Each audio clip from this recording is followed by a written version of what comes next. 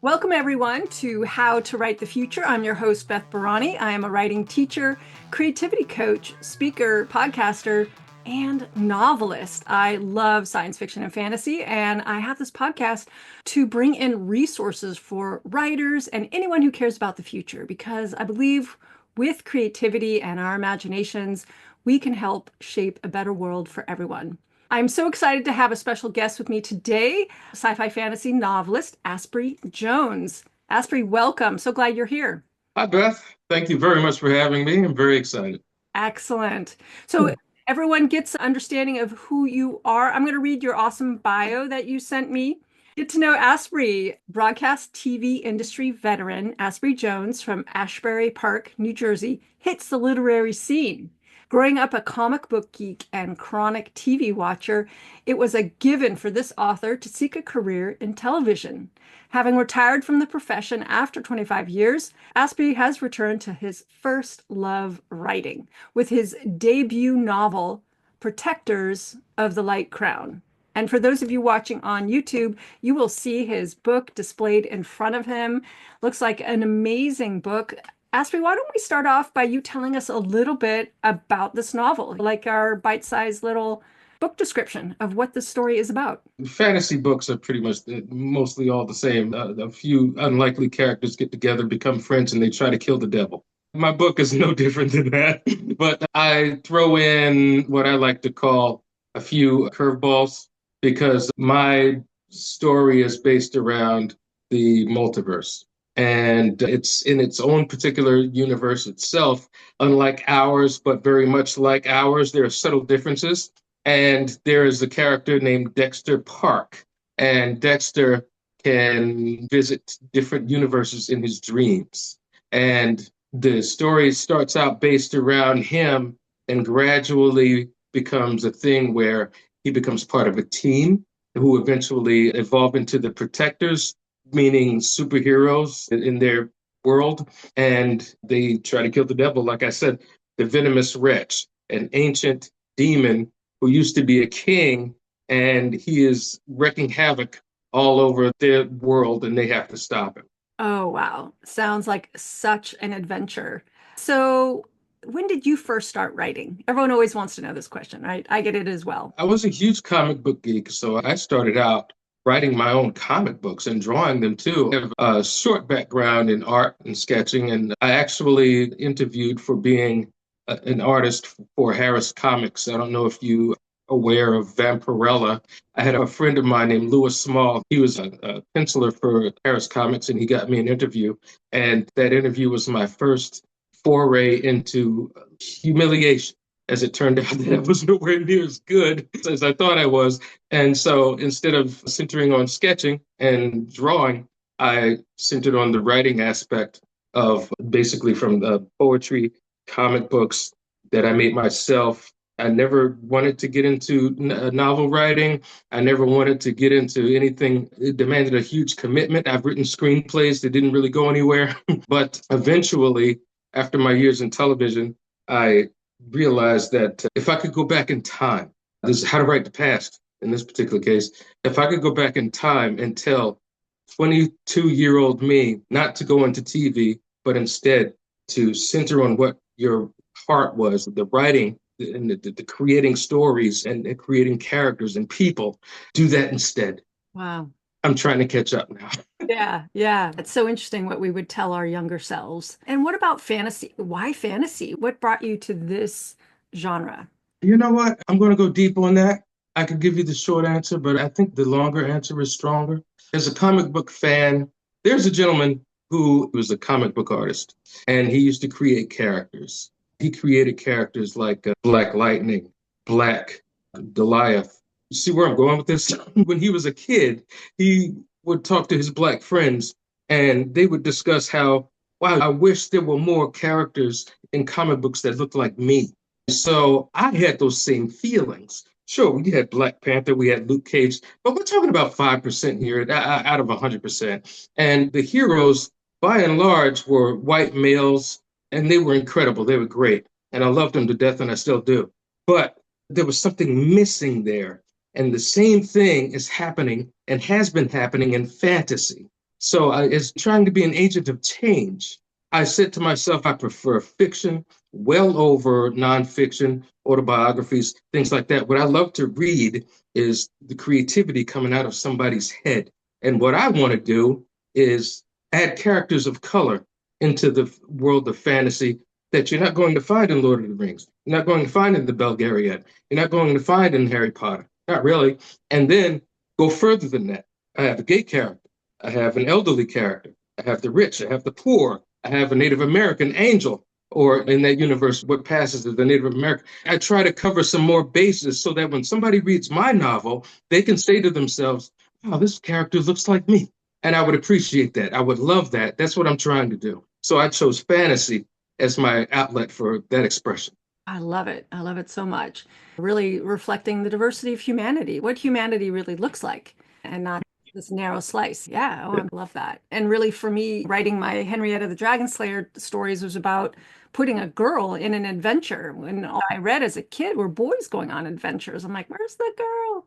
And now I'm adapting that into short film, and it turns out that my actors are Asian American, just Mm. landed up that way in some interesting reasons.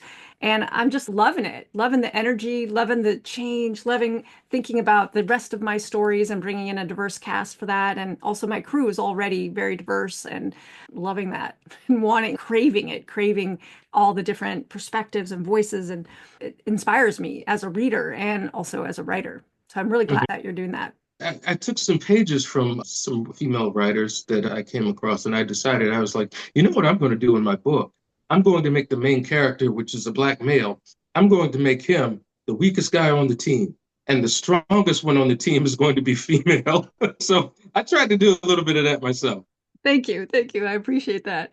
And I'm sure a lot Sure. of girls do too. I'm infinitely curious about this. Tell us a little bit about your writing process in terms of your daily practice, as well as anything, I don't know, anything that surprised you. I'm curious, how do you go about shaping your writing life and what works for you? When I'm ready to write, I'm rolling. I don't need motivation. I don't need help. I just sit down and I just keep grooving to it. I just bop my head to that music.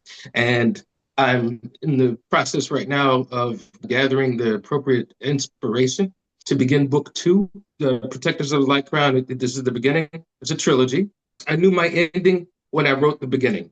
So what makes sense to me before I start writing is that I outline every single chapter so that I can line up certain things that flow, so that I can plant seeds for the next book in the book that I'm writing, so that I can plant Easter eggs for people who want to reread the story. They can go back and be like, after that. Some people have told me that they did that and it was a very cool experience. And I love hearing that. So, what I do when I've outlined the entire story is I just sit down and at chapter one, I'm off to the races. There's nothing stopping me, and I just keep on writing. And it feels good. I see those people talk about having writer's block and they can't come up with certain things to do with their characters and stuff like that. I am so lucky that way. I don't have those problems. Once I do my outline, I can just skate and it feels great. Luckily for me, I'm in a blessed situation where I don't have to go out and do a 9 to 5, especially now. My profession, my job, my whole thing, my career is novelist now. So I can focus on that. And the only thing that's really demanding any of my outside attention is my dog, who is an angel, and that's her name. Angel, that's so wonderful. And do you write every day, all day, part of the day? You got to take the dog for a walk. How do you divide up your writing time? Are you a nighttime writer, morning writer, or midday writer? Oh, wow. You know what? That's a very good question. Whenever the feeling strikes, and I would try to do a chapter every sit down, but when you come into my book, I can have some long chapters, 12, 13 pages. So it's not feasible for me to expect me to knock out a chapter in one sitting, but in two sittings, I can knock out a chapter. And I would say that about an hour and a half of writing is enough for one day. Yeah, people always want to know, especially beginning writers, for comparison. Yeah, I can write 1 to 2 hours a day sometimes, but sometimes I'm only writing for 15 or 20 minutes and I'm Mm. still making progress. So I just want to share with our listeners that it doesn't have to be an hour or two, it can be 15, 20 minutes and you can still make progress. Now, And what's that? I have a lot of experience writing in 20-minute blocks. Yeah, when I was first starting out writing blog posts, I would set the timer for 20 minutes just to see what I could get done because Mm, especially when I hadn't written blog posts and I was just seeing what I could do. And when you try something new, sometimes setting a timer can make it feel less painful because you're like, I don't know what I'm doing, but let's try it for 20 minutes. Who knows what will happen? mm, So I developed that practice for nonfiction and I brought it into the fiction space and I found it helped me, especially when I had a really busy mind and it was hard to focus or hard to settle because I have a lot of things on my mind all the time. And it would give me a sense of focus. And I've done it so many times, I know that I could write 600 words in that amount of time about. And that's 2 pages. That's a little over 2 pages of prose or nonfiction. And mm, it just was a sense of accomplishment just because I run a business helping writers and I'm a writer and I like to write in the middle of the day, which means there's things before it and things after it. And it was just a way to focus and get stuff done, even in a busy life. So it's a fun yeah. exercise. I recommend it for folks. Sometimes I tell beginning writers, write for 5 minutes. Stand in your kitchen while you're heating up your coffee in the microwave and write and see what that's like, especially for beginners who don't have the Insta Write button that you have. And my husband has it too. I didn't have the Insta Write button. I had to learn. But some people like you, like my husband, you could just sit down and boom, flows. And that's beautiful. Mm. You hit me with that 5 minutes. That's really something. How about try that? Yeah, try that. You're waiting in line, you're on hold on the phone, Mm. and also dictation. I use dictation a lot as well for nonfiction. I haven't really done the dictation for fiction thing. I could never do that. That's really, now that's deep. I'm so old school with this. Literally, a notepad and a pen. That's how I wrote Protectors of the Light Crown. That's beautiful. And that's probably why it took 10 years. That's a lot of extra work. Do you do that? I did it for Henrietta the Dragon Slayer, book one, Okay. as I hand wrote the whole thing, and then I dictated it into probably Microsoft Word and edited it there. But now I wanted to speed up the process, so now I go direct to typing and a lot of verbal brainstorming sometimes. My husband, who's a writer as well, with a friend. Yeah. And now I'm working on a script that I was trying to dictate, but my dictation tool wasn't working, so I'm typing it. You give me some things to think about. Oh, good. I'm so glad.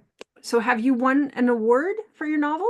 Yeah, I'm very lucky. I think a lot of things just fall into my lap. I was playing around on the internet and I wasn't even looking at writing stuff. I'm aware of the Nobel Prize and the Pulitzer and things like that, but it didn't dawn on me to enter a writing award contest. So I was playing on the internet and I saw on the sidebar, it was like, put your manuscript into our database. We'll enter it into the contest. And they were the International Impact Book Awards. And just like everybody else, the book awards got to eat. So there was a fee, and I paid the fee, and I said, "Sure, I'll enter your contest." And I won, which was amazing because it's not like I have any self-doubt or anything, but it was just so funny that it landed in my lap the way it did. And I won for Best Fantasy Adventure. And it's pretty much what I've been looking forward to my entire life, honestly. Since I was about 16, I've been published professionally since I was 16 years old. And I always wanted to get on a stage and accept an award for my writing because any woman who says, wow, you're a good looking man, that's nice. But you know what I really want to hear? I love your writing. That's really good stuff. That's what I want to go through life, people telling me. If I stand on a stage and accept an award, I feel really good that the people like the writing. Okay, great. And July 25th, I'm flying out to Phoenix, Arizona to get on the stage and accept the award and so forth and so on. There's going to be a TV interview. It's a phenomenal experience, and I couldn't be more grateful. I know what you mean. I won an award for Henrietta the Dragon Slayer grand prize in this California indie fiction contest that I had no idea that I could win. I did enter the book and whole contest, but just having someone who people who don't know us find our work gratifying. Yeah, so exciting. That's such a pinnacle experience. To happen so early, I'm blessed and appreciative. I'm surfing on a cloud. Yeah. Oh, that's so wonderful. And from a marketing aspect, it does bring attention to your work. It does make people double consider your work. Like, oh, that's interesting. Oh, he won an award. It makes people lean in even more because it has what's called third party endorsement, right?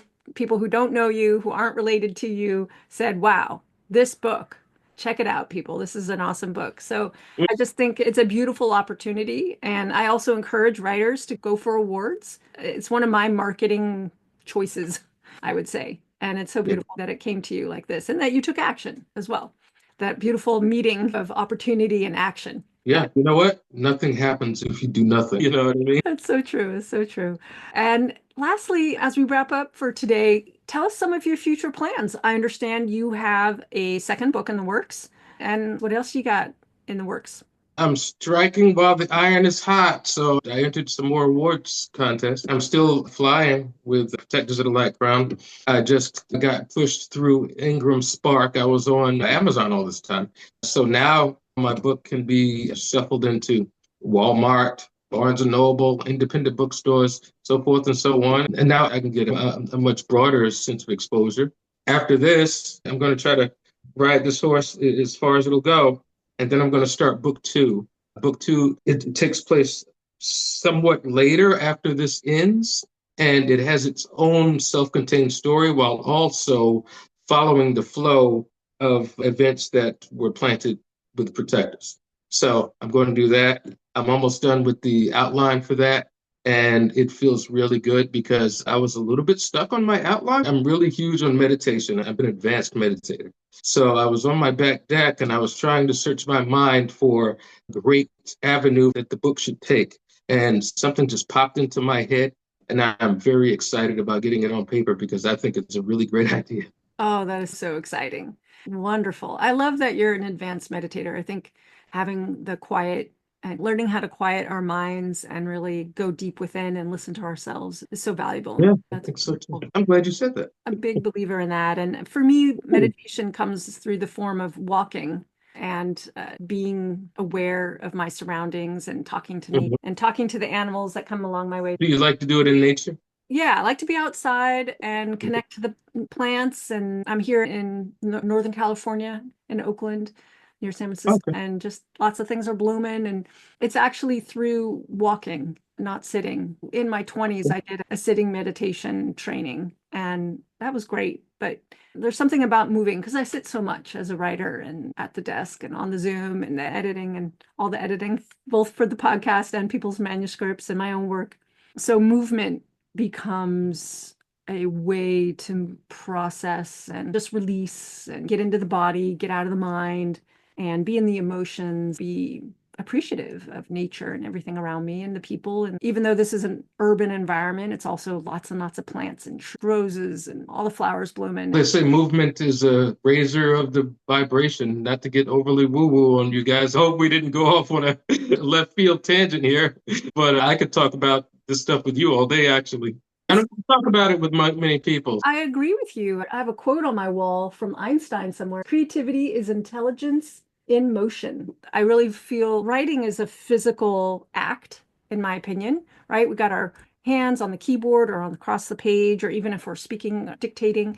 And Sure. so to really get into the body and kinesthetic experience, emotional experience, and then to really be the channel to be creative, right? Creativity comes from we don't know, but to do this well, we have to work our instrument, which is our entire body. To me, this is holistic and important and relevant. Yeah, And me too. uh, It's just I've learned from talking too much that it's not for everybody.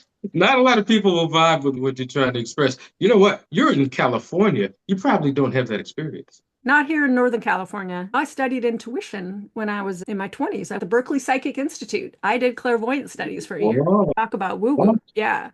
And I came to my own conclusion that intuition is in the body. It's our deep body knowing that we've lost touch of, a lot of us. And so I took it upon myself, actually starting around age 19, to start to really pay attention to my body as a barometer for the simplest choices. And Hmm. then later, as I got serious about fiction, now I use it for fiction and now I use it for everything. So that I use my inner knowing, which is my body and mostly my gut, because most people, we have all these bacteria or microorganisms that live in our gut that run the show. They pretty Hmm. much run the show. So pay Hmm. attention to them and nurture the good ones and, right, eat healthy and exercise and good drinking habits, lots of water. All these things feed our physical vessel so that we can be the awesome creative channels that we want to be.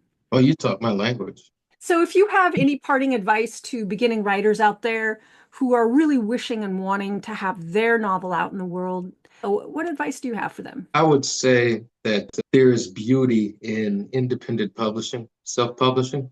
It can take you a long way if you're willing to put a lot into it. I would say that I would imagine that if I were taken up by a publisher with an agent, so forth and so on, things would have gone a lot easier for me, probably. But I also enjoy, not that I'm a control freak or anything, but I have enjoyed the control that I've been able to enact in the entire start to finish with this thing. But there are rough spots. There are rough spots. Be ready for things to go wrong and roll with the punches. Be ready to accept the editor actually knows what they're talking about. And it can be a lesson in humility to find that out. Be ready to get a bad publicist. Be ready to spend some money and have that money get thrown out the window. Be ready to spend some money and score because this whole thing is not going to run itself. It needs your help. You didn't just write it, it's the end of it. And it just walks off into the world of success on its own. It's going to need you to keep pushing and pushing. And I speak from experience, and maybe there are other people out there who have different stories to tell, and it went a lot easier. But this was not an easy cake to bake. But in the end, I couldn't have been more happier because everything just fell into place on a lot of things. The guy who did the artwork for this is named Cole Monroe Chitty. And I just happened to meet him in a dog park out of nowhere. And I said, "You're a graphic artist, aren't you?" And he said, "Yeah." I said, "I need an anime feel for the cover of my book." And he showed me his stuff. Perfect. I was like, wow, that couldn't have gone easier. So there's some things that actually fell right into place. But the bulk of it, it'll make you sweat. It'll make you cry. It'll make you bleed. Yeah, I'm right there with you as an independent published author. It's sometimes smooth sailing, other times bumpy, but it's all part of the process. So I have one last bonus question for you. I see you've got a helmet behind you. Looks like, the Mandalorian there. Yeah, Yeah. Are you a big fan, The Mandalorian? I'm a big fan of The Mandalorian. I love The Mandalorian. I love Marvel movies. Falcon, Yeah. you came to see us. All I right. love Star Trek. Yeah. Hello? That's my bat signal. I went out of my way to be as nerdy as I possibly could be for this interview. Oh, I love it. I love it. Asprey, I wish you the best of luck. I am now eager, very eager to read your novel. Oh, that would be wonderful. Thank you Yeah, very much. check out Asprey's novel, Protectors of the Light Crown. And if people want to find you, what's the one link that rules them all there in your world? At Aspry Writes on social media. I have a website that's aspryjones.com. Beautiful. I was Thank checking you. it out before our show. People can sign up for your newsletter, get notified when your book comes out, and all your awesome news. Asper, I really want to thank you so much for taking the time today to share Thank your you. novel, Protectors of the Light Crown, with our How to Write the Future audience. And I'll have to have you back when book two comes out. Magnificent. I would love to be back. You That would took be good care of me. I appreciate you. Thanks. Oh, you're so welcome. So welcome. And I wish you all the best, and I'll see you next time. Absolutely. Take care. And that's a wrap. All right, everyone. That's it for this week. Write long and prosper.